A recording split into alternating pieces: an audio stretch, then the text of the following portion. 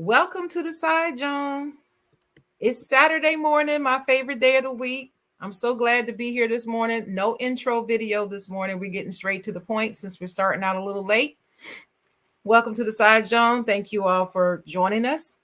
I am so very excited to be with y'all this morning. It's going to be a great show. And I'm going to introduce my special guest in just a second. Let me just give a shout out to Dennis at Ignorant Thinker Podcast. He's funning and sunning out there on vacation somewhere. So I had to bring somebody back on air with me today that our loyal listeners have seen on here several times. She's a marketing and project management guru with a passion for sports. Her knowledge spans decades, and she backs down from no debate on any sports subject. She's the founder of 2MW Sports 360. She's my protege, my friend, my sister in this thing, and the one who put me on the podcasting, I might add. So I would not be on here on the Side, John, had she not invited me to start way back when on Out of Your League. We need to bring that show back, Tricia. We do. But anyway, on Out of Your League. So put your hands together, people, and welcome the one and only Tricia Joy to the stage. Tricia Joy! I'm so glad. Hi, everyone. Hey, Tricia. It's been a minute. Yes, it has. So glad to have you back on the show, as always. Always welcome your insight. Even when we don't agree, I love to hear your point of view. And it's rare that we disagree. We don't disagree that often. No, we don't disagree that often. Not that often, but when we do, we do. And when we talk about it, and it's cool. What we do. Yes, we do. But we still have those subjects we stay away from talking about. Right. But anyway, welcome to the show. Thank you, everybody out there, for listening this morning. Please like and share the show because I don't have the luxury of a producer today, so I need your help getting the show shared out there. So go ahead out there and show it. You can find this show on the Inner Thinkers podcast page, the Chocolate Writer page, and the Chocolate Writer YouTube channel. It's all broadcasting there simultaneously. So thank you.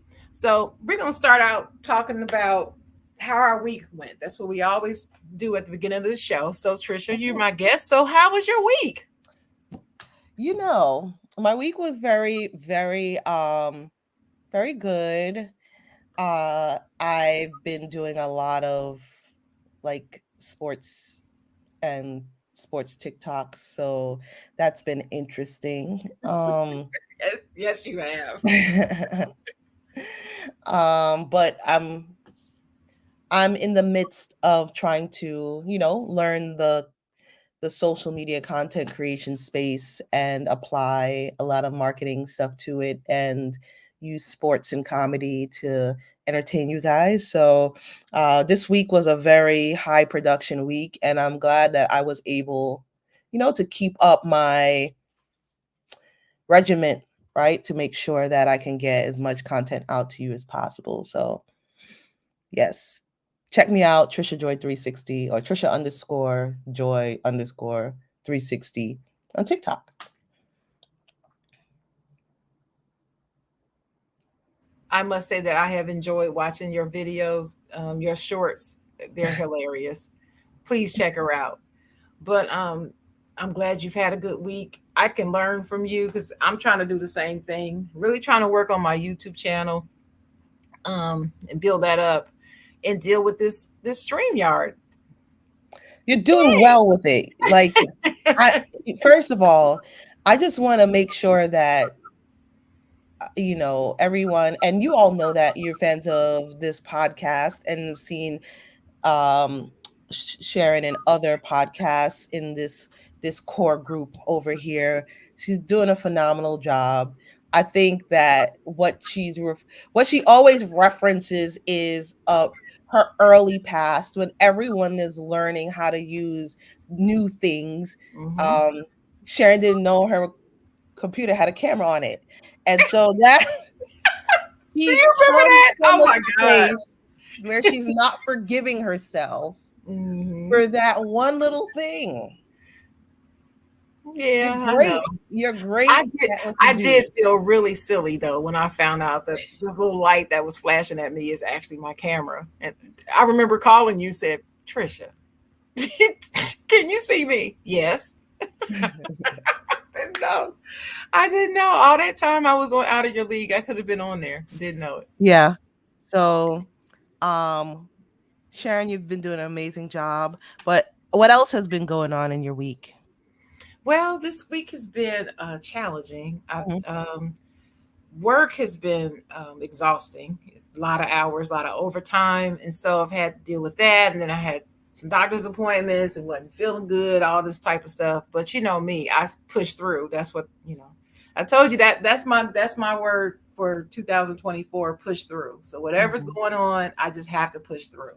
So it's been a push through week, um, and my family is just, you know how when things are going great and then it just seems like the devil try to come in and mess it up, but our Right. family is so resilient, we push through. So it's been that type of week, testing our faith, testing our endurance and our, our resilience, but we always come out on top. So it's been a good week.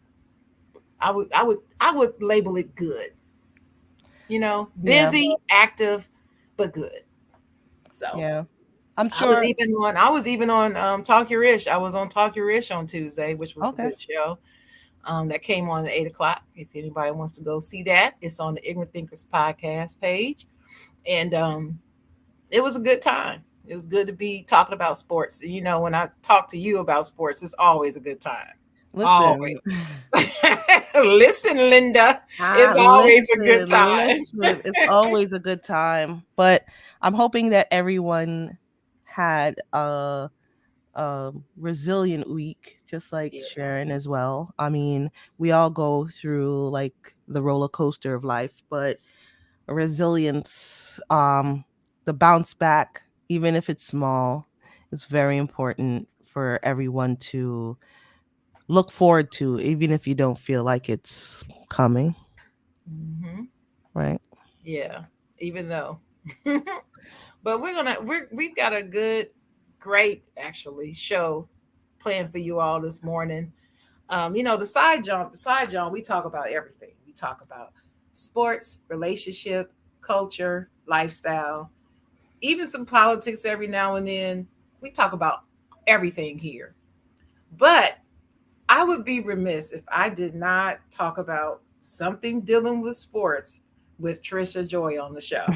It just doesn't feel right. We could talk about relationships and all this other stuff and public events or current events or anything like that, and she'd be on top of it. But sports, that's what gets you going. So this is going to be sports today, and like I said, I named this show "Free Cheryl and All Political Prisoners."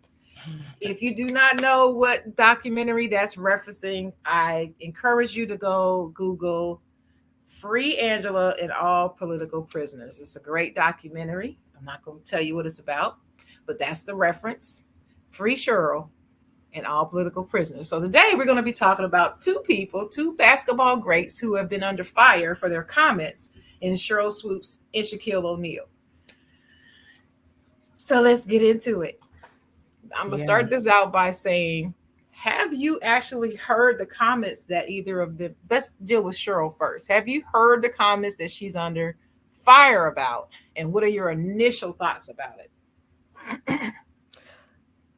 Well, I think that in this case, let's all get acquainted with the comments, because one thing I don't like about this Cheryl Swoop situation is that people are running off of other people's opinions, and that's typical in the news realm. Like, people will take something that they don't like, even if it's a 1 degree, 2 degree, 3 degree separation or hearsay from other people, and run with it. So I think the first thing we're going to do is just listen to some of the things that Cheryl Soups has said, and then we can all, at least you, me, the audience, we can all be on the same page about that. So I'm going to go ahead and share my screen, and show one of them.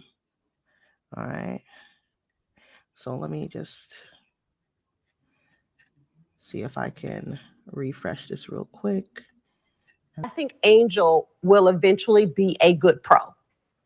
I don't think Angel will come into the league immediately and dominate the way people think she will. And I say that for people who have never watched a WNBA game. It's good. Like there's talent. Like these women can play. And because there are very few roster spots. Like it's a real job. So people look at new players coming in, whether that's out of college, players who've been overseas, and they look at that and say, oh, you trying to come take my job. Like, nah, it's not going to be that easy. So will Caitlin Clark be a good pro? Absolutely. Will Caitlin Clark come into the WNBA and do what she's doing right now? Immediately? Absolutely not. Not going to happen. Okay. Not on the right team? I think Angel... So that's the first one that people apparently had a problem with. And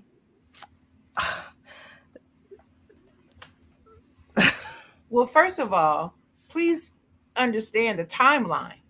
That was before the season had even started. Right. So Caitlin and Angel, neither one of them had played one WNBA game yet. I don't even think the draft had happened yet before she said these comments. Right. They didn't even know that she was going to the Fever, even though everybody speculated. The draft hadn't even happened. So I didn't have any problem with her comments. How about you? I mean, I don't have a problem with the comments. I have a problem with how it's perceived. Mm-hmm. Right? Mm-hmm. No one comes into the league off the bat like the number one star. Caitlin Clark didn't either. I mean, she had growing pains. Everyone had growing pains that are coming out of the draft. And that's a typical thing to see and a typical thing that you want to expect. I think where Sheryl, I don't know if we could say she went wrong, but where Sheryl went wrong is that she expected fans to be rational. Good word. Yeah, I would say I would agree with that. She did. When you go like, and I'm not saying most fans are irrational, but when you get into a fandom with that has this kind of speed and this kind of power, you're going to get irrational people.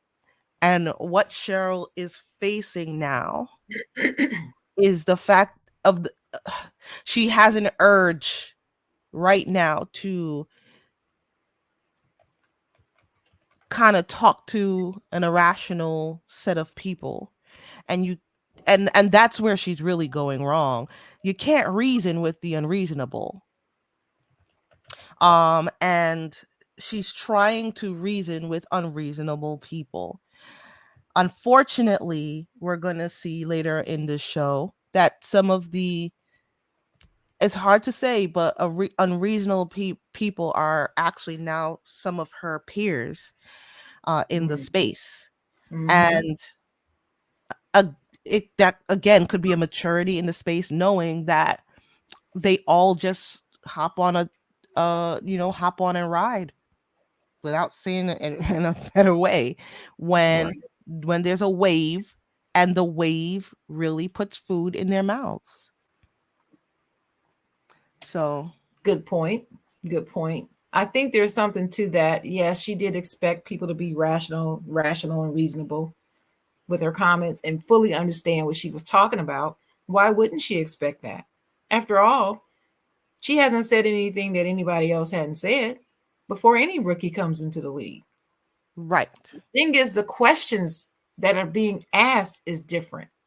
I don't recall, now you can correct me if I'm wrong, but I don't recall anyone asking the questions of WNBA greats before rookies came into their league, whether or not they're going to translate or take over the league. I don't remember that. Translate maybe, but not take over. I don't recall that. I don't recall. But let's put it this way: it may have happened. We just didn't pay attention to it. Like, I'm sure somebody may have walked up to one of the NBA greats when they're sitting on the sidelines trying to like eat popcorn and watch a game and be like, "Oh, what do you think about this LeBron guy coming into the league?" Or I'm sure they've gotten these little questions, but right now, because of social media, all those things are magnified, and everything is magnified. What you're saying and actually what you're not saying. Mm-hmm. I agree. In any space, right? Just to play devil's advocate, not saying things is also an answer. As I know, answer is an answer, right? But the answer is, or that kind of I guess epithet, if you will, applies in certain situations where there's an answer to be expected and you don't get it. Like if you get in an argument, if you get into somebody asks you a direct question and there's no answer, that is your answer. But you'll see regarding this Sheryl Swoopes situation that even when she doesn't say anything, they interpret it as evil or malicious intentions. So, yeah. Case in point, when she was broadcasting live just this past week, and her co-host they were talking about the fever, and her co-host was talking about the Caitlin Clark versus Nafisa Collins, and she didn't make a comment. She didn't say anything. Well, why did she need to say anything? He broke down the entire graphic that they had on the screen. There was nothing for her to say. It was just on a short clip. It wasn't a fever game that they were commentating on, that they were covering. It was the Aces and the Wings. I think it was Las Vegas and Dallas that was playing. Yeah.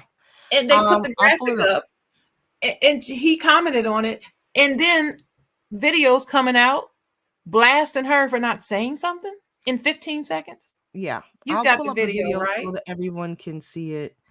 And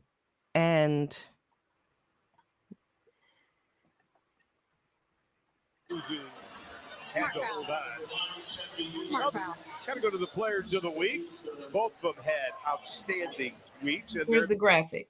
For the weeks, Caitlin Clark will be here on Sunday. For the week, averaged 25, and Afisa Collier averaged over 25. And, of course, the Lynx here Friday at 6:30 on ION. And then the Fever come here at 3 o'clock before a sellout crowd.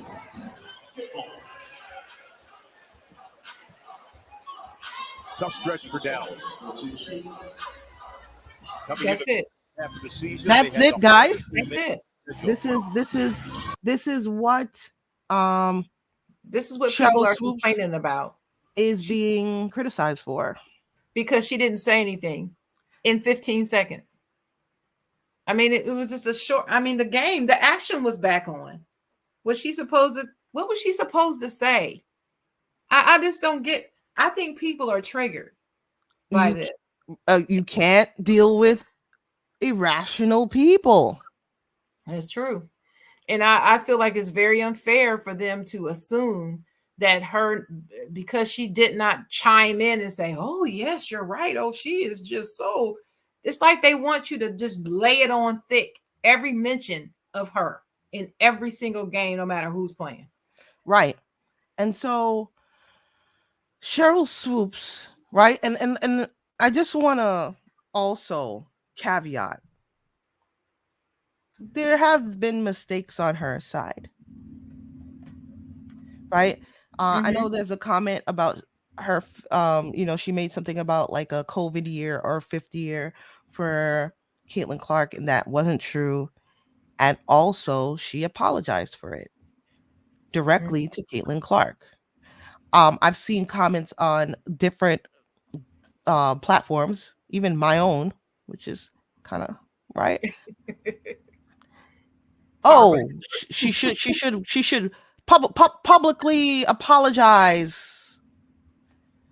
I've seen it, but not too many broadcasters are put under fire for when they make comments like we saw in the first clip or make mistakes. They might do it in a written article. They might update it. Unless it's egregious, like a personal attack, which it's not. None of these have been personal attacks. They're not required to walk the plank and confess their faults and errors. I want to play another video because I want to make sure we get all of this out so we're all on the same page with Sheryl. Okay. Before you play this video, let's familiarize the people with who we're talking about anyway. This is Sheryl Swoopes. Okay. This is basketball legend Sheryl Swoopes. 6-time WNBA All-Star, 3-time WNBA Defensive Player of the Year, 2-time WNBA scoring champion, 3-time gold medalist, 2-time first-team All-American at Texas Tech. So she even had a college career, and a 4-time WNBA champion 4 consecutive years. That's Sheryl Swoopes. That's who we're talking about. We're not talking about some girl who was just on the bench and lightly understands basketball. She is basketball. And so I feel like her being her career makes her a legend and someone whose opinion should be considered. Right. Just wanted to put that out there, and you can go ahead with the video. Okay. So let me just make sure I get through this thing right here.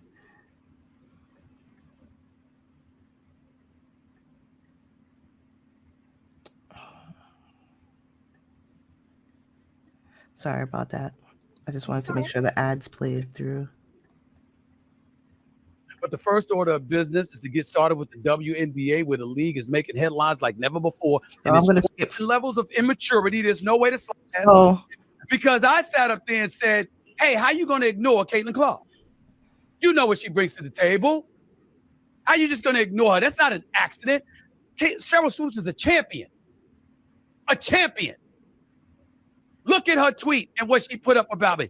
You talk about whomever and whatever you want to on your podcast, correct? So why can't I? Also, did you listen to the entire episode? Nope. I have a personal relationship with these players, and they deserve recognition as well. That ain't the point, Sheryl Swoopes.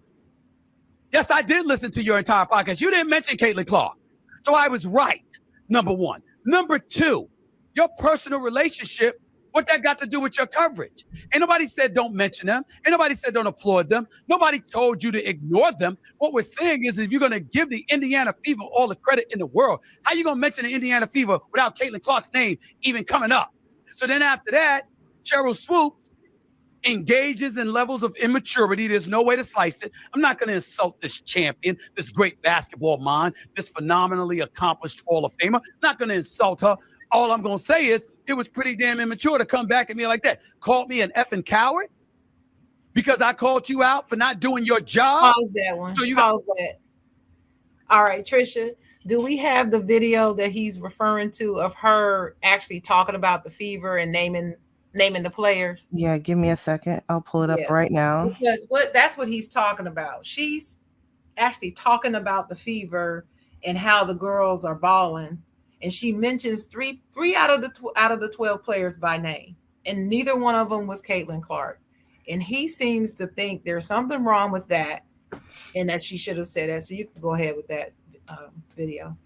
I think the Olympic break really helped Indiana. Absolutely. Like they look like they've spent time, whether they took time off or not, but they worked on stuff. This Indiana team, I'm going to say shout out to Lexi Hull. I'm a big Lexi Hull fan. Watch her in AU. Lexi Hull shot the leather off the ball in their game against Seattle and just couldn't miss. Kelsey Mitchell is just stroking. She is just shooting the basketball. Aaliyah Boston, almost a triple double. I know we're talking about teams where they can move and things changing, but if Indiana continues to play the way they're playing like this, they too are going to move up in the standings. That's it, guys. Yep. That is the problematic video where Stephen A. Smith blood pressure went to about 170 over 90. Over 110. Over 110. Yeah, because she mentioned Lexi, Kelsey, and Aaliyah, and didn't mention Caitlin Clark because she's box office and she's breaking the records and she's pulling all in the ratings. So every mention of the team, you've got to say her name every single time. No, I disagree with that.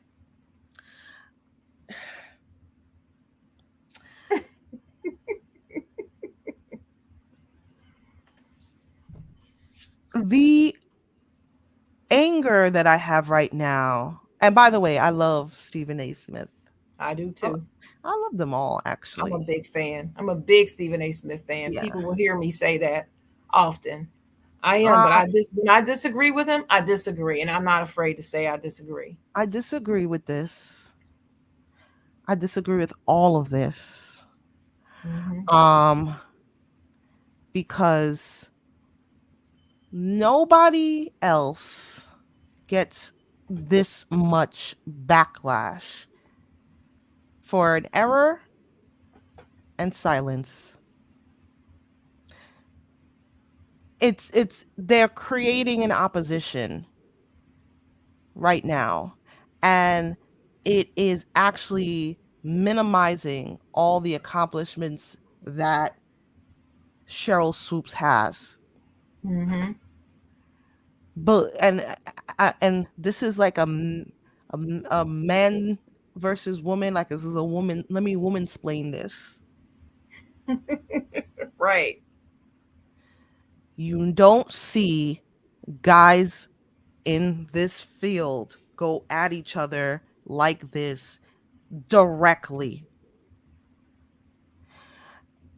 You don't do it because there seems to be more of a mutual respect, even when they are 100% wrong. And even if they circle back, like let's say they make an error or maybe they change their mind, it's just move on, business as usual. But if you're gonna make a whole 9-minute segment on this, a la who's our guy, the not our guy, the one that Whitlock, Jason Whitlock. I would expect something like this from Jason Whitlock. Right. And maybe he's taking a page out of Jason Whitlock's book, because Jason Whitlock is now relevant on YouTube, even though they won't put him on broadcast, but it comes from very extremist views on topics that are socially gripping. And although this is the WNBA, this is really cloaked in race and sex. And so I think he's taking a page out of Jason Whitlock's book and sacrificing Sheryl Swoopes. Because I sit here and watch WNBA broadcasts every freaking day. You remember how I used to go off on your boy? Yes. Oh, yeah. Magic Johnson? Yes. When he would get up on there and said Russell Westbrook is the worst point guard he's ever seen in history. Mm-hmm. Nobody said anything. So young kid in his first NBA finals, he comes back. He's like, oh, I really didn't. If he'd work on his, no, you said some messed up ish right there about a star. Period. He did, and I love Magic. I didn't. That was like messed that. up. It was. No one had a 9-minute YouTube on it, because you can't dare talk about Magic Johnson like that. Mm-mm. All his accomplishments. And you shouldn't. Sheryl Swoopes, though, it's okay. You can bash her, and I just read her accomplishments. Her accomplishments is just as good as his, practically. So that's what my issue is here. There's no holding back when it comes to us. And if you say something, you get bashed. And if you don't say something like Sheryl Swoopes, you get bashed. Mm-hmm. So your mere existence in the space that Caitlin Clark breathes is problematic. I agree. That's my problem. That's my problem too. You can't say, and then in addition to those two things, Tricia, you can't compliment other players. You can't. If you compliment someone else, they automatically bring up Caitlin Clark. Well, why aren't you talking about her? Why aren't you talking about her? And especially if you say any praise to Angel Reese. Oh, it's all gloves off. We about to go down. Because next thing you know, if you look at the comments, here they go with the, well, she's still not better than Caitlin Clark. Right. So you can't even compliment her. You can't even talk about her 22 rebound game or 20 rebound game. You can't talk to her about that. Where have we seen this before? Talk about that. We haven't seen this. She's breaking rebound records. And now all of a sudden, this generation of fans are saying that rebounds aren't even important. In the history of basketball, I have never heard anyone say that rebounds are not even important. I've actually seen this on the walls of many sports groups coming from both men and women saying that rebounds are not even all that important. Well, again, irrational people rationalizing their extreme point of view. I just want to bring something back. We have seen this before. We saw it when LeBron came to the league. True. Mm-hmm. Everybody talks about LeBron's first team, the one that he brought to the playoffs in the Cavs. He brought a team of bums. That's how they characterize them. That's how they characterize that team. And really and truly, if you look at that Cavs team, it was a well put together roster of players that can contribute to the squad. And those players won't still ever, till this day, we're in 20 years later or close to that, get credit for being good basketball players. Nope. And whenever you're right. When people talk about that team, they go down the list. Look who he had. Blah, blah, blah, blah, blah, blah. And it's all negative sounding. Bum, bum, bum. I'm thinking, I was a fan. I know. I was there rooting for this team. I followed this team. I was a big LeBron James fan when he was in high school. You couldn't tell me about LeBron James. Right. So when he got on Cleveland, I was so glad that he stayed in the state. I'm from Ohio. I'm an Ohio girl. I'm all Buckeyes. I'm an all Buckeye girl. I was on it. I watched those players. They weren't bums. They were a better team than the team that AI took to the finals and won one game against the mighty Lakers. They were better than that team. Don't care what anybody says. They were. Little do people know about that squad that if you looked at the stats for this team that LeBron supposedly dragged to the playoffs. Come on.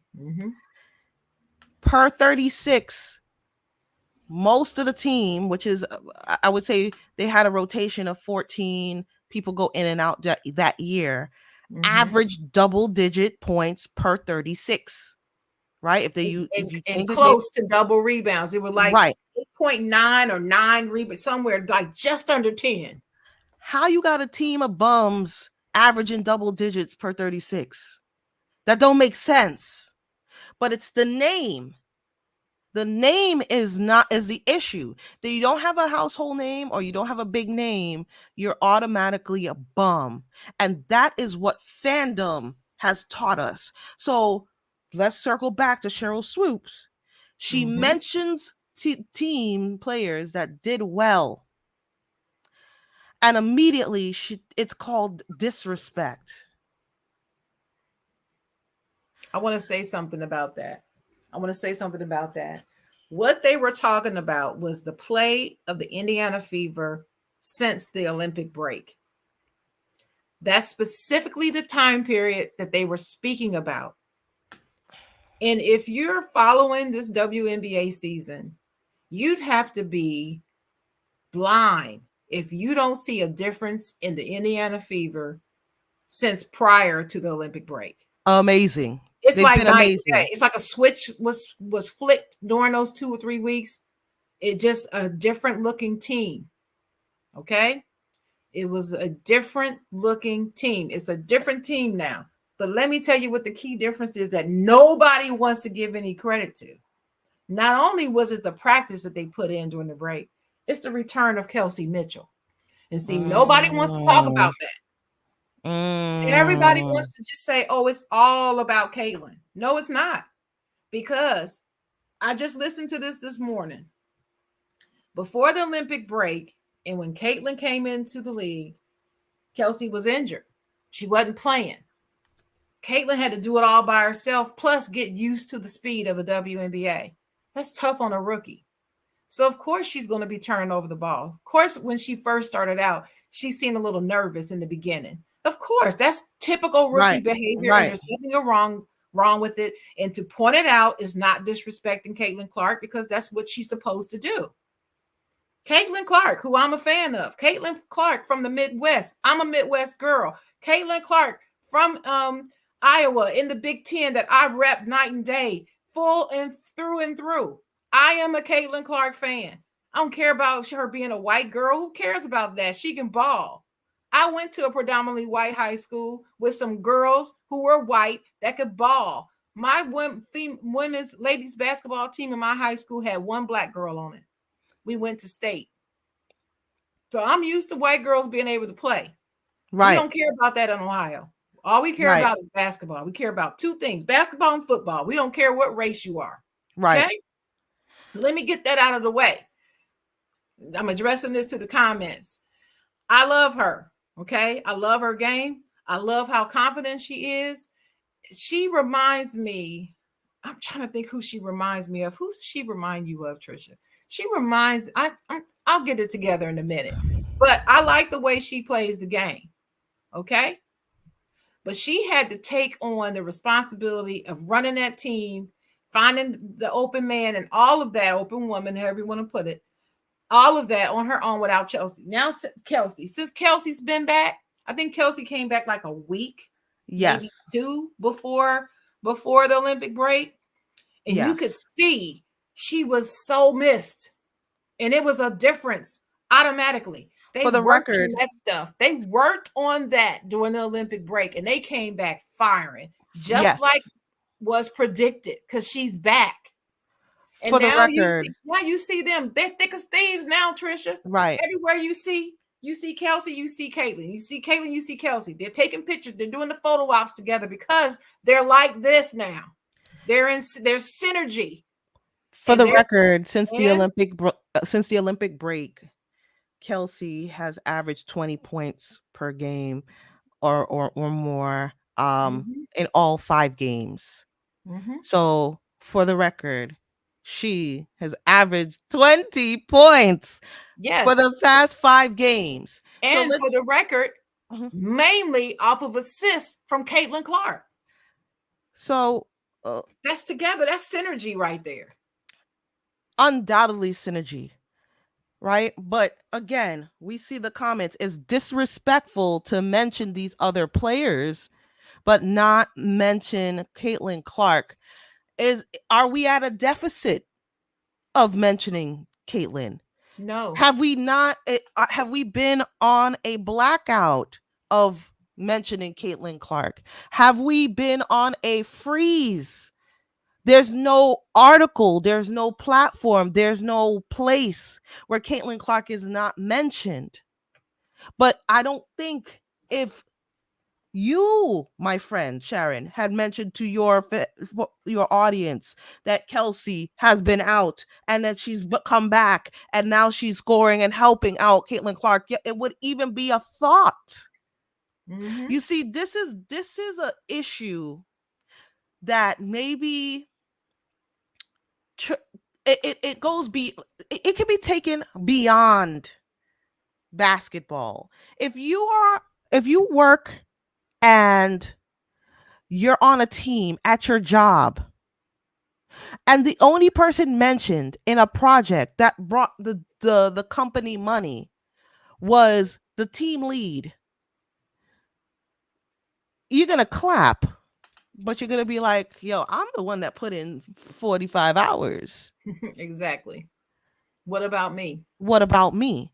Mm-hmm. I've worked on teams at my company where we've lost a valuable member to a different department because they didn't get enough credit. And it's not that they were selfish. It's not that the people, they just undervalued the what it does to other people to give them credit for their performance. Right? They just took it as like, yo, you are a worker bee, you are just part of, you fall in line, forget you, this person gets all the credit, and you can't do it. Even in the speeches, when you look at clips of Michael Jordan when he talks about the Bulls, he's not always me. He's like, me and the guys, like, this is a leadership thing. The team. And what I'm thinking is, no disrespect to y'all, but if you're not in a leadership position, you don't know how important it is to mention other people. Right. It actually helps to make those players play even better. That's right. I'll bring up a NBA version of this and how and the domino effect. Y'all remember LeBron's, was it point guard or was he a shooting guard? You remember you remember him? Uh-huh. He was a guard when he was a point guard when Mario Chalmers, right? Yeah, Mario like, Chalmers. What's his name? Mario Chalmers. Mario Chalmers came into the NBA as a college champion. He learned how to play basketball as a point guard, defaulted, let LeBron take the ball up. We're not going to argue about that. But the fact that he always got blamed or always was at fault or always didn't get credit for helping with the situation really, really affected him. Sure did. Right? And so we would always hear about the fights that happen on the sidelines with Mario Chalmers versus LeBron, and everybody was like, "Oh, Mario Chalmers is acting up because he should default to him." When really and truly, it's a frustration, and that frustration boiled over into fights. And let's just talk business financially. Not giving credit for helping in that team with LeBron affected Mario Chalmers financially, because when you don't get the accolades, and we'll talk about this when you start talking about Rudy Gobert. But when accolades translates into respect in not only the court, but when you negotiate your contracts. So you need to give people credit. It's not disrespectful to give people credit. It's not disrespectful to spend some time, spend 50 seconds, spend 41 seconds on the supporting cast. They deserve it. Exactly. That's Cheryl's point. There's not like you said, there's not a deficit of talking about Caitlin Clark. There's plenty of ways you can hear praises about Caitlin Clark. Every sports show that mentions the Fever will say Caitlin Clark and the Fever. which I feel is disrespectful to Aaliyah Boston, but that's my opinion. Listen, But now that Kelsey is back, because Kelsey is back, some of the weight has been taken off of Caitlin's shoulders. And that is the reason why you're going to see her turnovers start to decrease. That's what you're going to see. absolutely. That's what you're going to Absolutely. see. And I mean, she's dropping dimes. Yeah, but she was dropping dimes before the break. Her assists were amazing before the break. And they're going to get better. And they're going to get better. She's going to be better. Here's my point. But now that she's got Kelsey there to give those assists to, that's how they're winning these games. They were still losing games, even though Caitlin was performing. But they were losing games because people weren't shooting as well. Right. Kelsey can shoot, and they missed her. And now that she's got this teammate that she can definitely count on for a dime or two. That's what she's gonna do. She's gonna find her. So she probably said to her, "Look, Kels, you just get open. I'll find you." And that's what she's doing. The girl is a baller. I'm telling you, Caitlin, I'm really excited for the W because she's in this game. So people, in case you don't know, I am a Black woman. Caitlin is white. And yes, I'm pro Caitlin. I can do that, right? I love the game. I love the player. And so but I want to move this conversation just a little bit in the direction I was going about this Angel Reese thing. You know, I'm an admin in a few sports groups, and a couple of them are WNBA groups. And so I hear it all. I see it all that people say about both of these players on a daily basis. I would say 90% of the comments in the group are about those two players versus everybody else. And that's not an exaggeration. I just want to know why we can't give praise to Angel Reese without the Caitlin Clark stands coming in and maligning Angel and bashing you and calling you a hater of Caitlin Clark because you dare to post something favorable about Angel Reese. Angel Reese is not a scrub. She's got good parts of her game that she needs to work on. Caitlin does too. She's not perfect. You were talking about LeBron James. I remember when he came into the league and everybody was amazed. We've never seen anything like this before. Okay. We never seen anything like this before. But did that mean his game was perfect? No, it was not. Is it perfect now? No. He is not a perfect player. There is no such thing. So because we know that there is no such thing as a perfect player, why the backlash if we point out any aspect of Caitlin's game that needs improvement? Why? There shouldn't be any backlash. It doesn't have anything to do with Angel. So why can't we compliment Angel when she does well? I've tested it.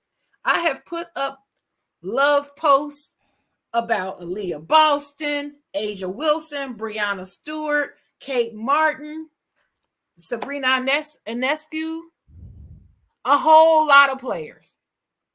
I don't get the vitriol.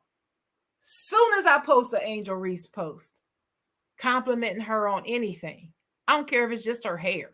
It don't matter what it is.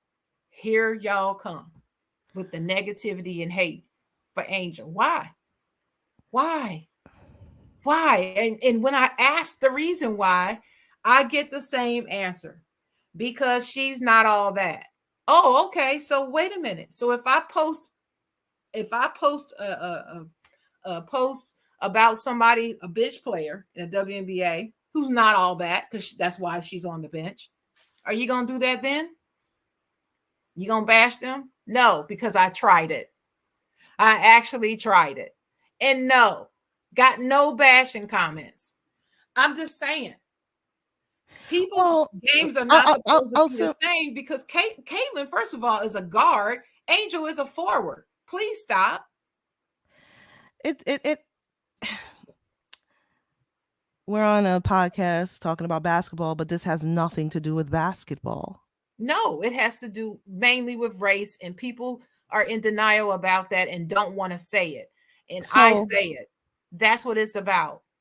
I just want to say the reason why people are so hell bent on pulling down Angel Reese every time you post about her in regards to Caitlin Clark is because of a psychological need to have a villain. Because if you don't have a villain, there's no story. And we're driven by stories. Mm-hmm. In the social media age, we are. Not even social media, even with the bird magic thing, but we need the story, and every story has the protagonist and then the antagonist, the superhero and the villain. Mm-hmm. If you really need Caitlin Clark to be this superhero, she needs the villain. Mm-hmm. And no matter what she does, no matter what Angel Reese does, breathe. Go to the store, use the bathroom. She's problematic because we have this need to root for our hero at all costs, even with their flaws. That is the issue. Angel Reese is the villain that they need.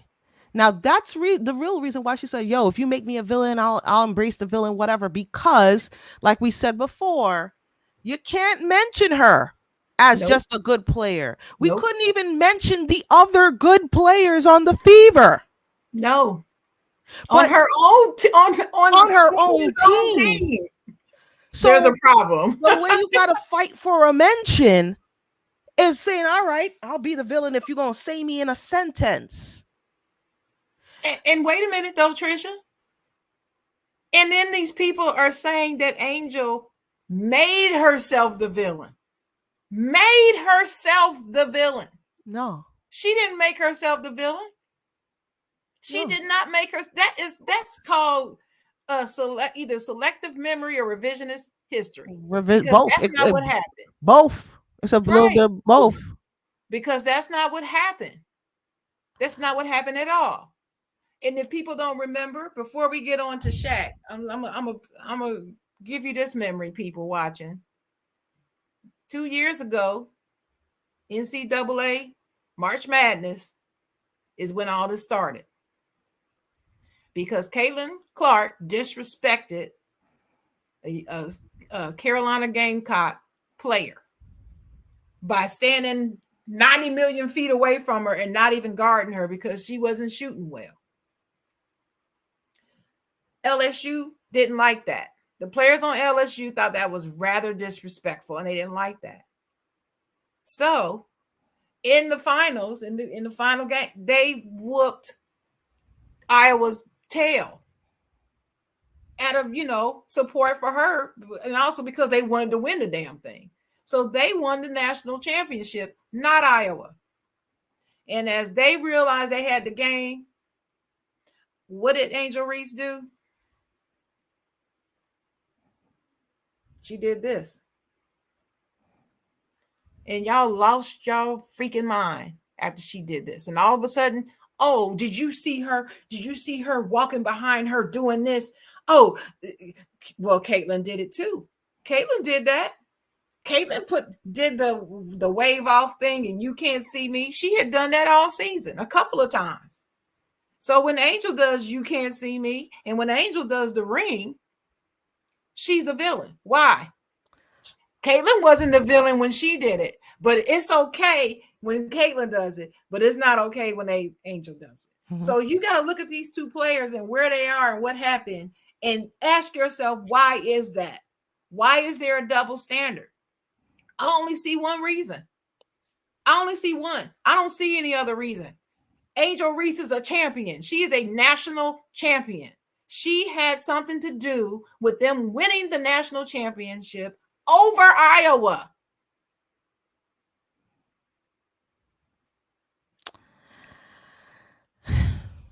We can leave it at that because I'll start saying some other stuff. But you know, I certainly appreciate your perspective, though. I really do, because sometimes I feel, I tell you, Tricia, sometimes talking to these dudes, especially, it's like you're talking to a wall. They don't hear you. And they want to reduce every opinion that a woman has about another woman as hatred and jealousy. And that's not what it is. I'm so sick of that narrative. I could just explode. Yeah. And I see it clearly. It's sexist. That's what it is. It's it is, I don't know. See, I wouldn't even put it sexist. I think they just don't understand how ingrained they are to have the damsel in distress thing in them. Because in their mind, they're arguing about basketball, but in their mind, right, they're rescuing her legacy. And she doesn't need to be rescued. Doesn't need to be rescued. She doesn't even want That's to. why even the presence of Angel Reese, even though she technically beat her for the championship, they're rescuing her legacy. She's still good. No, she's bad. This other girl's bad. They are rescuing her legacy. Right. And even though they it don't doesn't need to to be rescued, because in No. actual basketball, Caitlin Clark is good. She can rescue her own legacy. But in order for them to fit in women's basketball, because they're not actually watching the games, they're just waiting for the results to say they're Caitlin watching Clark did highlights, well. Tricia. They're They just want the watching highlights. They're They're not watching not, the games. you know, you're not really paying attention to all of this. But where you fit, men innately is rescuing. And this is the thing. She lost. She was beaten. Your hero was beaten, and the villain reappears. So wherever the villain reappears, you will fight for Caitlin Clark. Yeah, because the following year, when Iowa beat LSU to go to the finals, y'all just see, we told you. We told you she wasn't SHIT. We told you Agent Reese ain't no real ball. We told what? Yeah. It's really deeper than that. But we'll never ever get that. And that's where Sheryl Swoopes went wrong. You cannot, at this point, it's an irrational thing that was built in over time through different mediums, storytelling when we're a kid, filmmaking. Every film you're rescuing the damn Godzilla. Let's put it that way, Godzilla. You're rescuing the damsel in distress. It's built into them, so there's no need to argue. Let me address what William Keck just said in the comments. Let me tell you something, William. You need to listen closely to what Tricia said. She didn't say that they are rescuing her as if she needs to be. That's what they're trying to do, is come to her rescue. That's true. That is true. But what we're saying is they don't even need to do that. You don't need to. Caitlin's game speaks for itself. She is a freaking hear baller. me. She doesn't need y'all to be rescuing her. She doesn't need you to be complaining and calling for these other players to be thrown out the WNBA because of a hard foul against her. She doesn't need that. This girl averaged over 30 points a game 4 straight years in college in the Big Ten, where the women ball. Do you think this is the first time she got slammed to the pavement? Did you watch her in college? Sharon. The girl got knocked down and got right back up every time. She doesn't need to be rescued. Sharon, that's a valid point. William, you missing the point. Look at me. Caitlin Clark did single out the "you can't see me." Yes, she did. In fact, I can prove this by saying to you, I didn't really know who Caitlin Clark was. I just knew that there was this chick at Iowa that could really ball. Until that came out, that she did this "you can't see me" to, I can't remember what team it was. This was before the actual March Madness. This was in a regular season game, and she did it. And when I heard about it, I said, let me look this chick up. Oh, that's the girl at Iowa that everybody's talking about. That's how I started following her. like really following her closely. Yes, Sharon, she did, William. She listen, did. listen, She listen. did do this in a regular season Listen, game. Boy, you don't know what you're talking about. Sharon, this is And she did single out that person. Whoever she did it to, that's the person she singled out. Sharon. Because she beat them on a play in Sharon, a game. I don't Sharon, understand what you're talking Sharon, about. you cannot rationalize with irrational I people. understand that, but he's wrong. And I'm just Yeah. letting you know, William, Gotta you're leave- wrong. That's Who did she that's direct? where I don't know the name of the player, but if you want to that's know so bad, go look at the footage. that's It's that's there. where we that's where Sheryl Swoopes went wrong.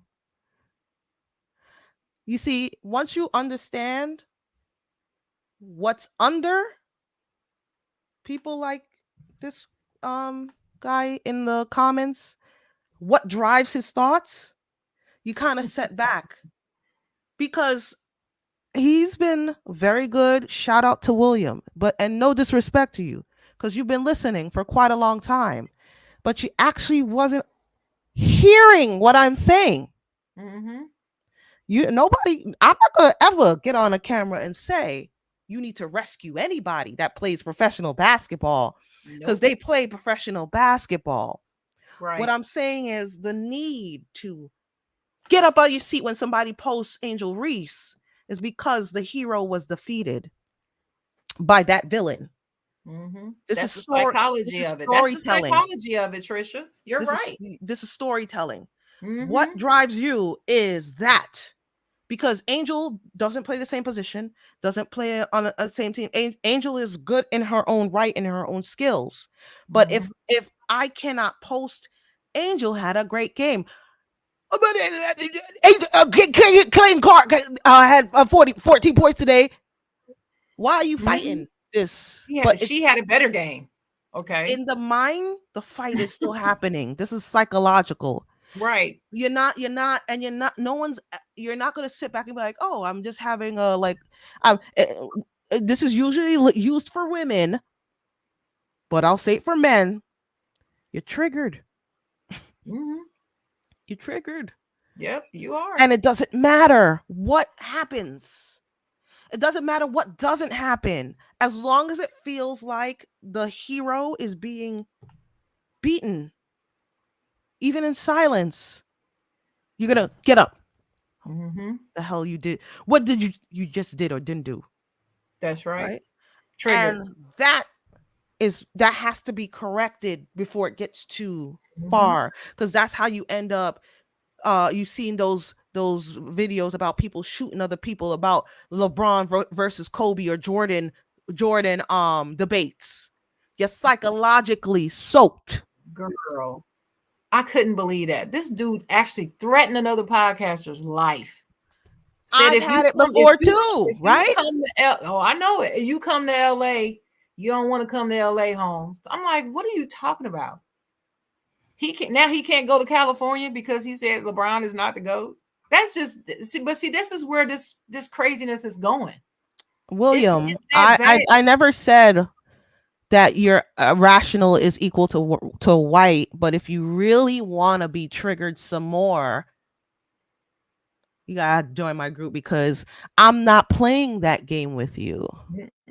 Me either. That's why I didn't even acknowledge it. Because you don't know that it happens cross race between males for Caitlin Clark. You don't have that experience. So don't bring that up unless you really know that. I'm going to leave it at that. Yeah, let's leave it at that. Rudy Gobert. Let's talk about this guy. When he said that Angel Reese is his rookie of the year, well, she's not mine. I actually, if I had a vote, I would vote for Caitlin. Angel Reese isn't my rookie of the year either. So she'd be my rookie of the year, Caitlin Clark. I mean, she's earned it. She's definitely not my MVP though either. Asia Wilson is the MVP. Angel Reese definitely has things that she needs to work on. Some of the things though that I know, she was injured before, right? With the knee. So like there are things that are not going to but like she definitely within her position needs to make some improvements for the coming season. Oh, definitely. As far as impact, you can't argue with the results, right? The Fever were able to hang on till homegirl came back. They play as a team. That team is going through a lot. Sky. And that's that. But let's talk about Rudy. Let's talk about Rudy Gobert. So Shaquille O'Neal is under fire, just like Sheryl Swoopes now. Under fire. I was like, under fire? Really?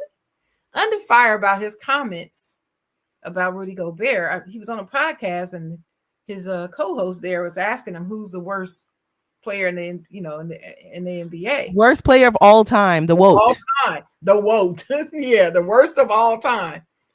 Do we have a video on that, or do we just tell them? I don't know. We may have a video, but on that. But Shaquille O'Neal said it's Rudy Gobert. And his co-host said, I knew you were going to say that. I knew you were going to say Rudy. He was like, yeah, it is. It's factual. That's what he said. So I did a TikTok on this 2 nights ago.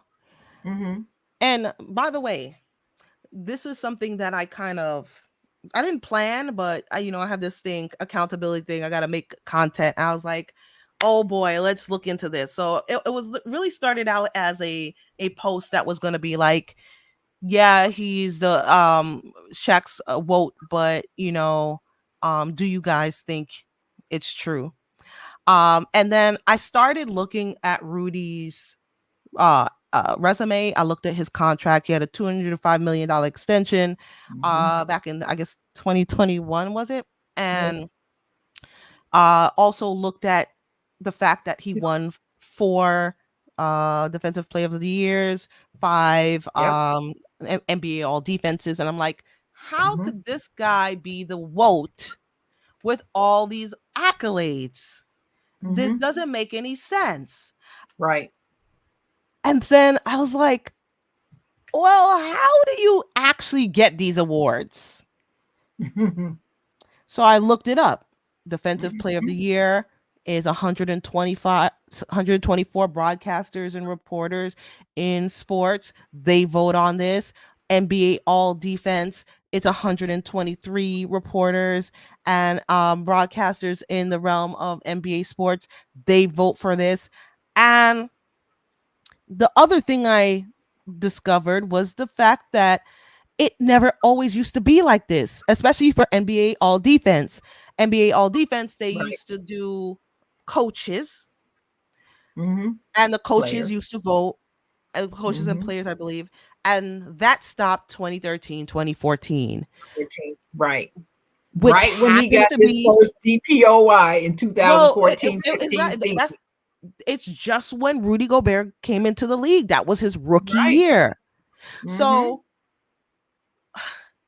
what Shaq is really voicing is that we have people that actually don't know. I'm not going to say they don't know what they're watching, because I don't want to disrespect the media.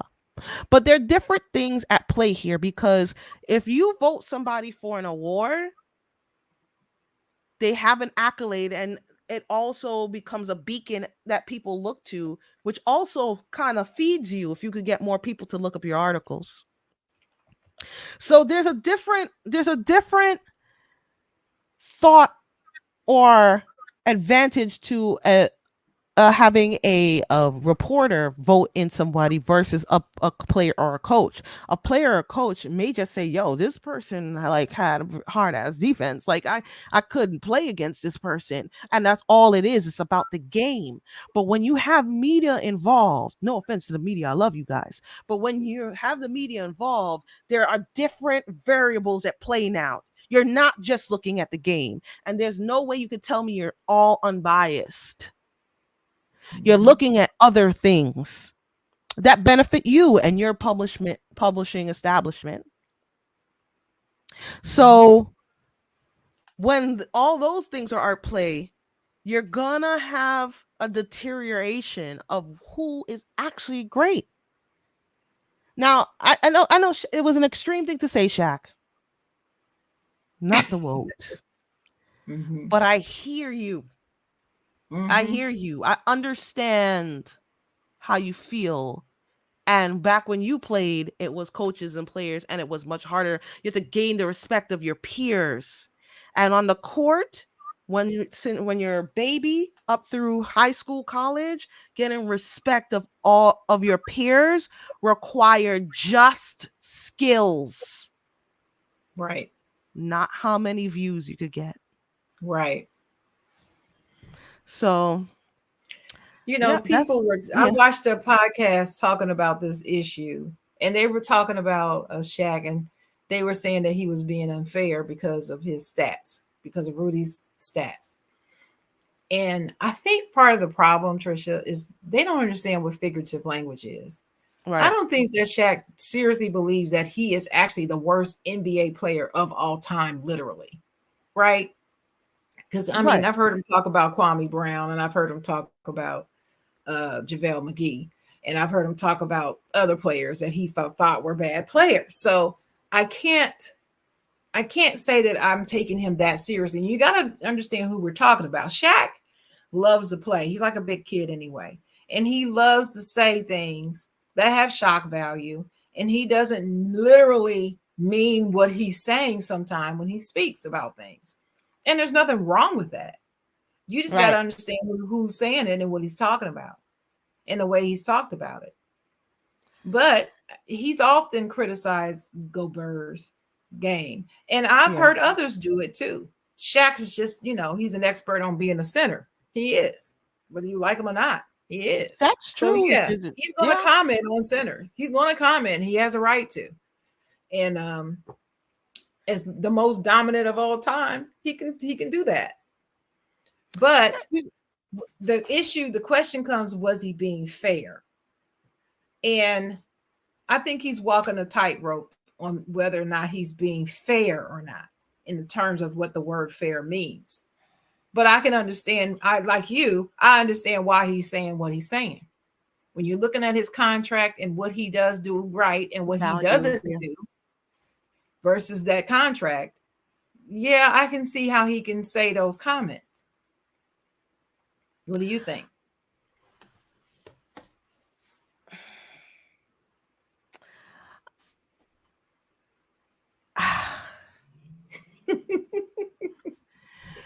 The word fair is so I don't know. Nothing's fair. It's not fair that people talk about Angel Reese, but they can do it. Um, Mm-hmm. I think I'm again the it's for shock value. Well, shock value, but I don't think Rudy is the best. Like I understand his contribution. I Right. understand he's a key part of the defense. I understand Mm-hmm. defense is something that people don't treasure that they do now in this era as they did in the past. Right? Mm-hmm. I had a big debate about somebody about when in how in the NBA like they weren't allowed to play like a zone until almost recently. Like everything was more like man to man leading up to this, and that changes things. I just if we want to be honest, Trisha, right now, I'm like, yo, this guy is not like I can't remember like any Rudy Gobert like highlights. Like but but it's not about highlights, right? I just I agree with you. I mean, if I'm sitting there watching Sports Center, and yes, I still watch Sports Center, you guys. I understand people don't. I you rarely see a Rudy Gobert highlight. I mean, rarely. he's Even though doing he's a something defensive though. person, he is Yeah, doing something, but he you is rarely, doing something though. I'm not yeah, gonna be that you rarely see it. disrespectful. Right. I'm not going to disrespect him either. I'm just saying I rarely see, and to your point, I rarely see a Rudy Gobert highlight. Not to I think sidetrack part this of it, conversation. I think part of it is he's a little strange to people. I think that's what it Yeah. is. Listen, I want to agree with William about the one-on-one situations. ISO. Yeah. Yeah, I'm he's not good at ISO. confused. Why? Why? Like, I mean, just because you have Defensive Player of the Year doesn't mean that you send this poor 8'9" man out to guard like the bet. I feel like they be setting him up. Like they sent him out on the perimeter to guard KD. I was like, huh? he has no footwork. How is he going to guard KD? It's just a title. It's just a title. You don't be like, oh man, LeBron is gonna take this last shot in the buzzer beater. Who should we make guard him? Let's send Rudy Gobert out there. Like you don't. Oh, Kyrie He doesn't Irving even bringing move the. fast enough. He doesn't move fast enough. You no. I think you'd again, be better off sending Cat out there than him. the He shortcoming just doesn't comes. move fast enough. There's a shortcoming here that needs to be fixed because maybe back in the day, defensive player was mostly any like guard, like any position really. But the way that they're utilizing it, even on the team, is questionable. Like it's just a time, like you know your resources, and you know what they're capable of. So I don't know what's going on there. And you know what? We gotta table this. Like I gotta go back in the tape and figure out if there was any other options. Like because they had options. They had wait, options. Hold on. Tricia. Trying to guard Luka is tough. Why are they doing this? I don't even understand why they put him on Luka at one, and they didn't do it the whole game. But I have seen him checking Luka, and I'm like, why are you doing that? And so all Luka gonna do is run around him because he's not fast enough to move. He's not quick like that. We talking about on the Wolves right now? Yeah, on the Wolves. See, here's the thing. This is a conversation for another time, but I'll preview it.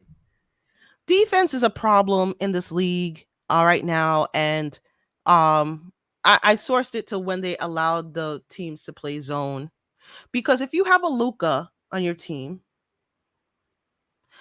and then you have a Ant on your team, and they play pretty much guard positions, guard forward, the logical thing is Ant or whoever is under him that can bear the defense, because you don't want to have your star being a two-way, especially on a bigger guard like Luka. He could hurt himself.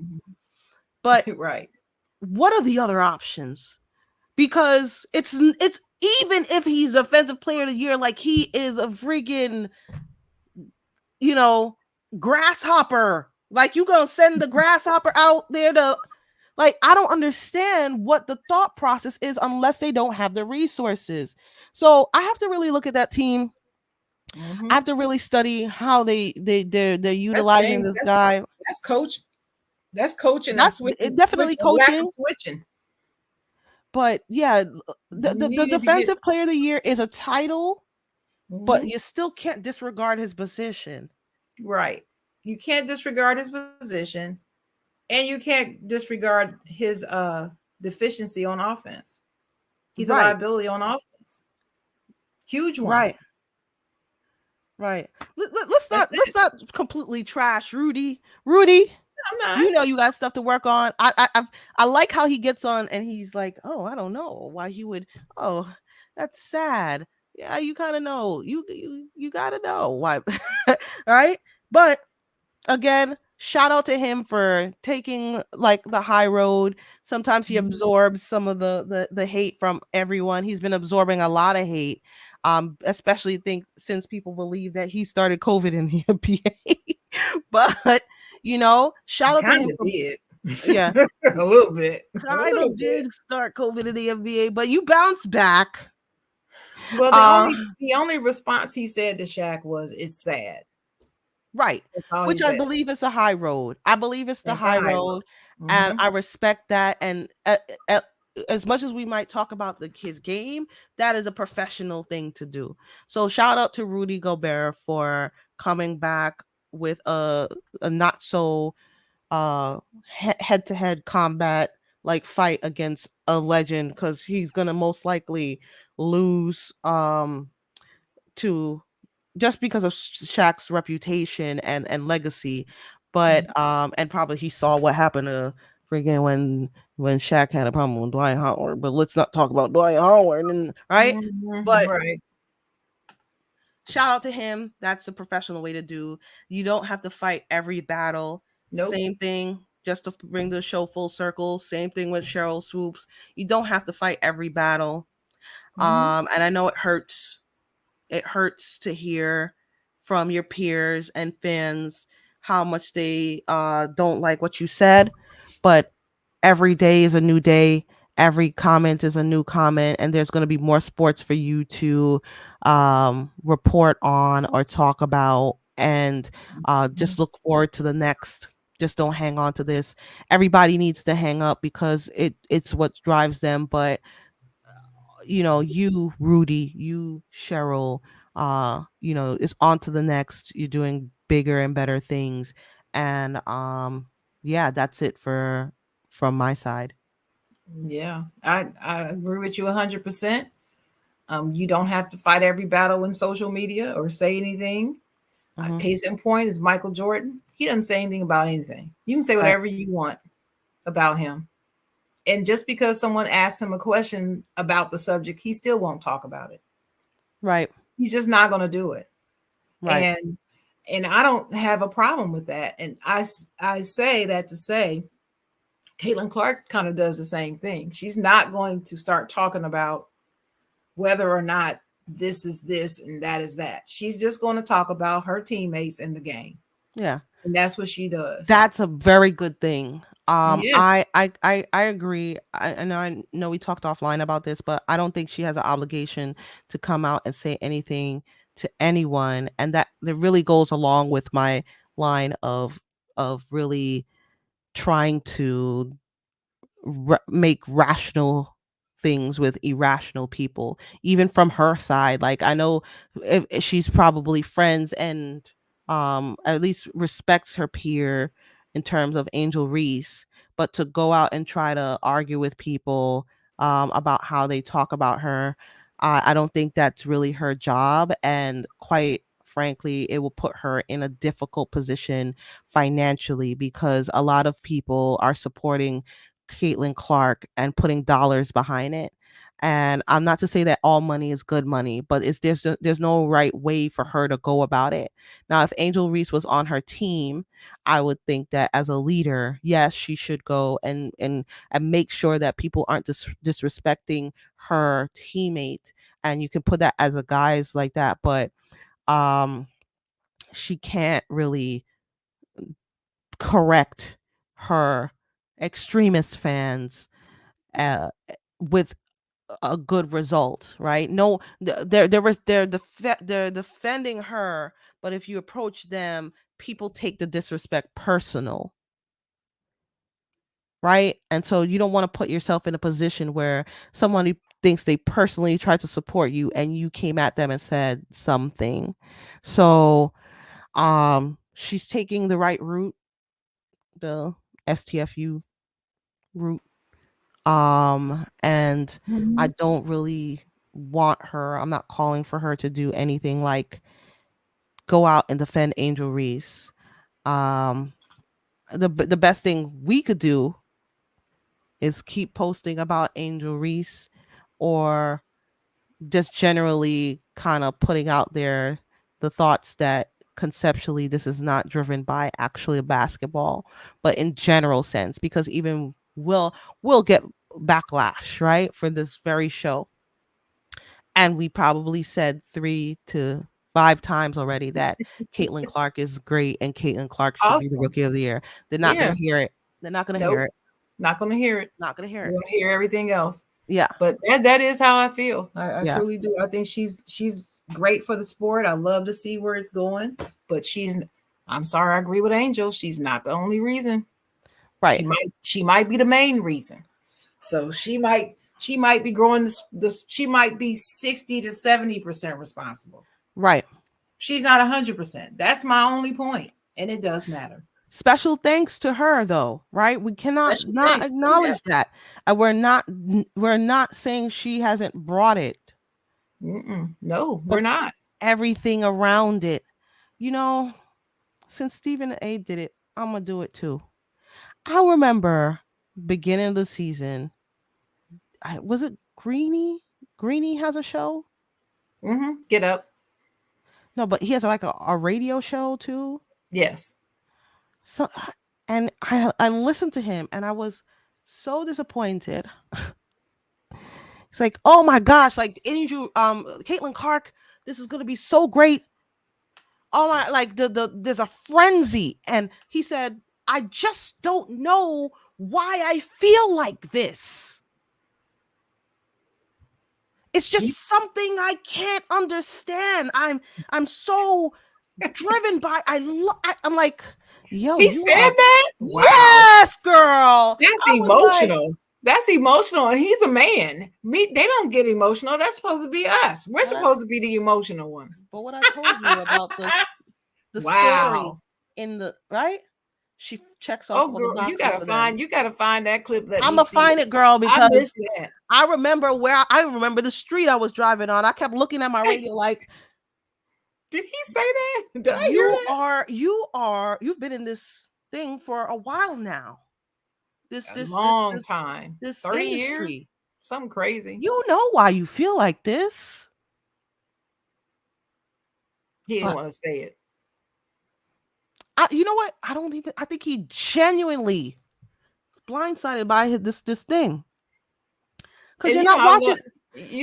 I'm a Greenie fan. I love him, but I'm gonna find it for you, girl. I'm gonna find it. I'm gonna find it. You got to find this. I'm gonna find it. I remember what I was doing, what street I was driving, and I was like, yo, this guy is like a super duper pro. But he's fallen into the cycle.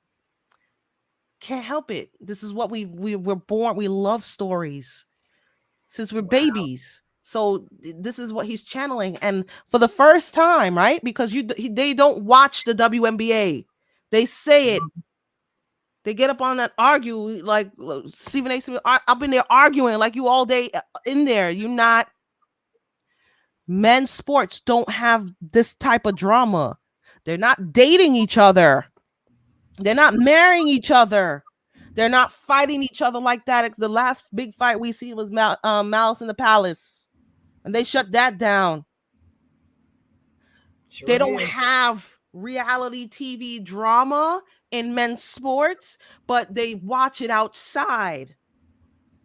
So that's where the emotional comes in. That's why we're seeing all these people pull up, because now pop culture is aligning with, well, sports is pop culture, but pop culture preferences in terms of entertainment is aligning with sports now, and you can only get that in the WNBA. They're not dating each other in hockey. They're not dating each other. You know what I'm saying? Like, right? Like, you know, see, I'm telling you, William, you're not listening. It's not even about a sensitive audience. Y'all love reality TV. That is pure emotion. Emotion and storytelling, because they craft it so that they trigger the anxiety, the anxiousness. Like, you know, if Angel Reese and Caitlin Clark play tomorrow, you're like, oh man, people got the memes ready. People talking about they talk about things that have nothing to do with basketball. They got them ready. It's story. They make the memes before the game even tips off. Right.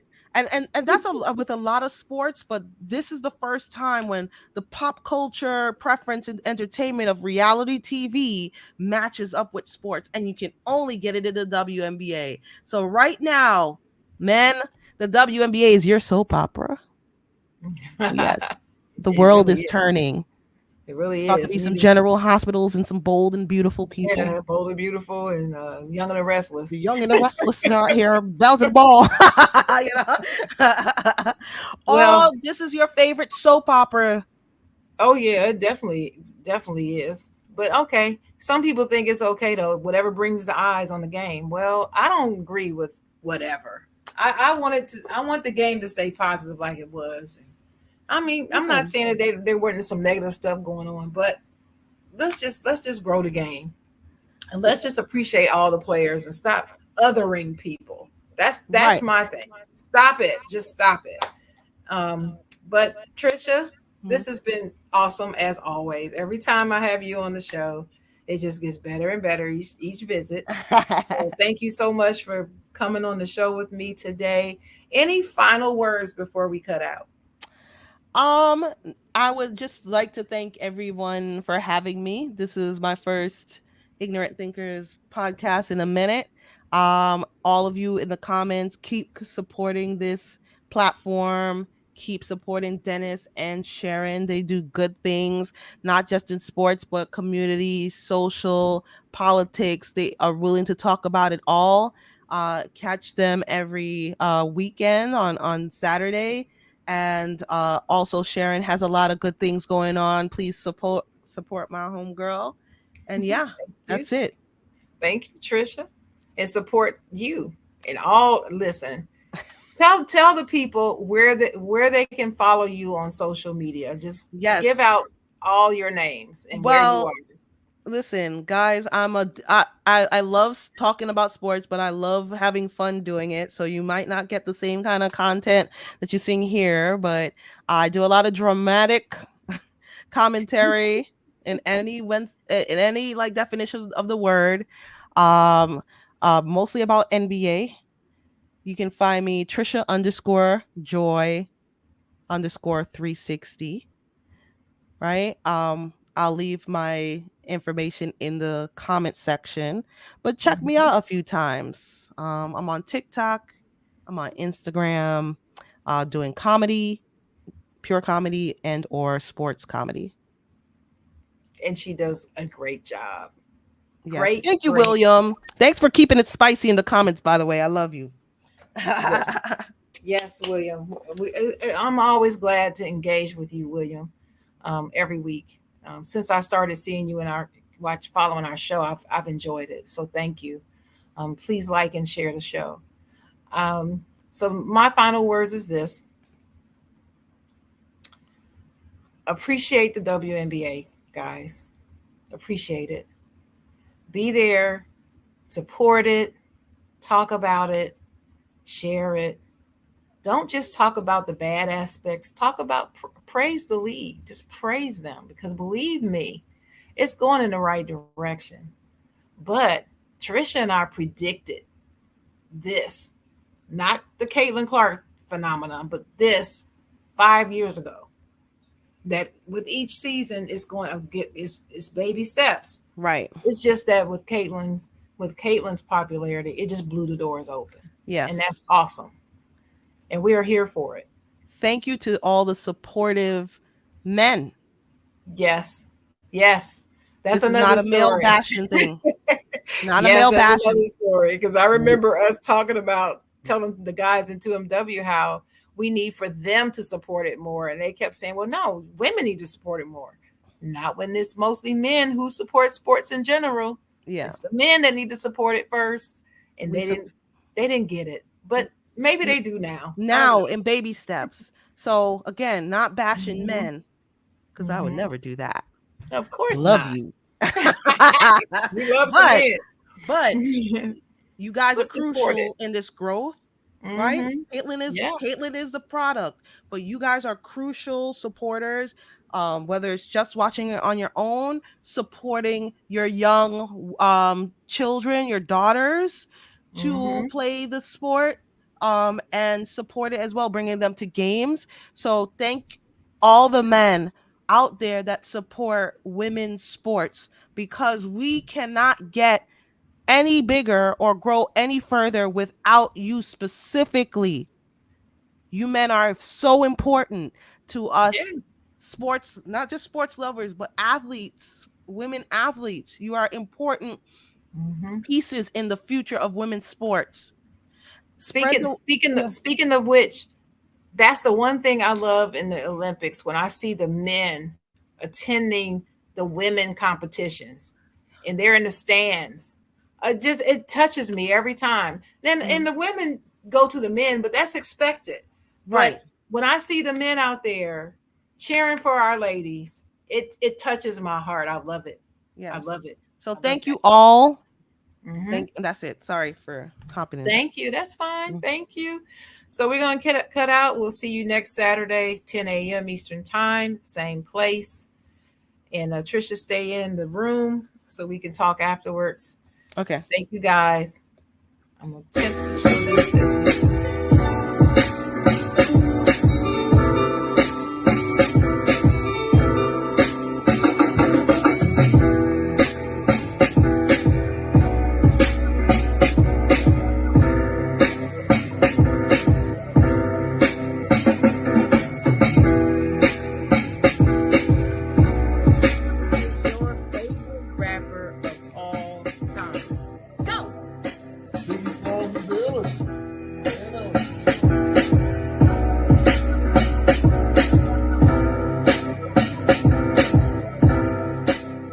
Occasionally I do something called the 5-star shout out.